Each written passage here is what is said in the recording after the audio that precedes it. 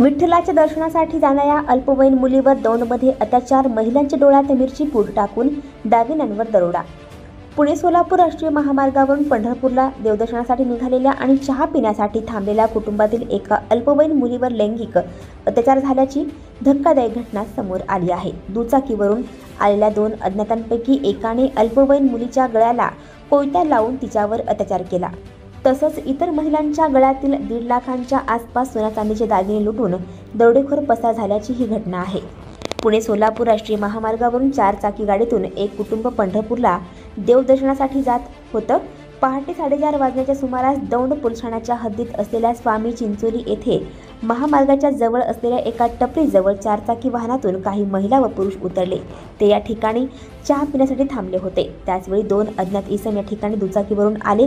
त्यांनी कोयत्याचा धाक दाखवून डोळ्यामध्ये लाल रंगाची चटणी टाकून महिलांच्या गळ्यातील 1,50,000चे दागिने लुटले आणि त्यातील एकाने एका अल्पवयीन मुलीला टपरीच्या पाठीमागे असलेल्या नाल्याशेजारील झुडपांमध्ये अंधारात फरफटत नेलं आणि तिच्यावर अत्याचार केला।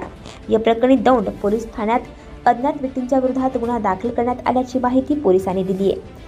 चहासाठी थांबलेल्या वारकऱ्यांच्या गळ्याला कोयता लावून लुटमार करण्याची आणि वारकऱ्यांसह असलेल्या अल्पवयीन मुलीवर अज्ञात गुंडांनी अत्याचार केल्याची दौंडमध्ये घडलेली घटना ही महाराष्ट्राला काळिमा फासणारी आहे। राज्यात कुठलीही कायदा व सुव्यवस्था राहिली नसून गुंडांना कशाचाही धाक उरला नाही।